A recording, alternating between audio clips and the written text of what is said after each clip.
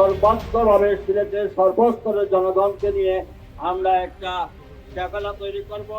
সেটার নেতৃত্বে আমরা সবাই সম্মিলিতভাবে আমরা এই নগরকে আমরা যখন মাঠে নেমেছি এই সিলেট সুন্দর করে ছাড়বো ইনশাআল্লাহ।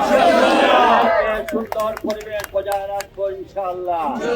আমাদের অনেক সময় আমাদের মাথা বিক্রি করা হয়েছে, সময় আসলেই আমাদের এই করে দেবেন সেই করে দেবেন অনেক প্রতিশ্রুতি দেন, কিন্তু যখন মানুষ দুর্ভোগে পৌঁছে, যখন মানুষের অসুবিধার কথা বলা হয়, যখন সাধারণ মানুষ তাদের চলাফেরার অসুবিধা হয়, তখন রাজপথে নামতে তাদের অসুবিধা হয়, তাদেরকে বলবো আপনারা আর জনগণের কথা বলবেন না। জনগণের কথা বললে জনগণের ন্যায়সঙ্গত দাবির প্রতি আশা করি সবাই একযোগে কাজ করবেন। সর্বস্তরের সকল মানুষের পক্ষে আমরা আজকে এখানে সমবেত হয়েছি। আমরা কারো বিরুদ্ধে নয়, আমরা অন্যায়ের বিরুদ্ধে।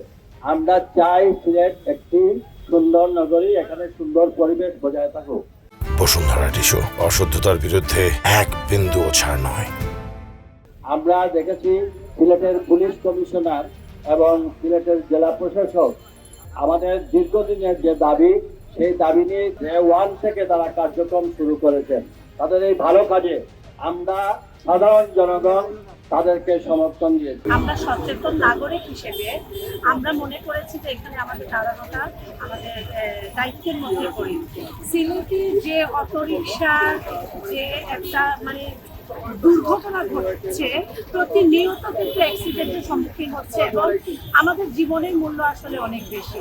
আমরা যখন অটোরিকশাগুলোতে উঠি এত স্পিডে ওনারা চালায় যে ওনাদের বারবার বলতে হয় ভাই আস্তে চালান।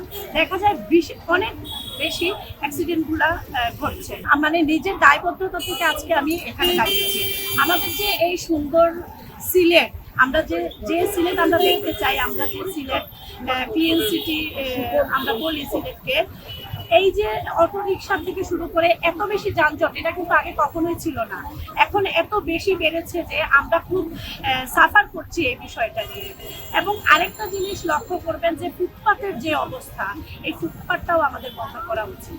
সব কিছু চিন্তা করে আজকে আমরা এখানে দাঁড়িয়েছি আমাদের দায়িত্ব থেকে, আমাদের জীবনের দায়বদ্ধতা থেকে, যে আমরা যেন আজকের পর থেকে আমরা যেন আর কেউ অটোরিকশা না চড়ি, আমরা যেন বয়কট করি।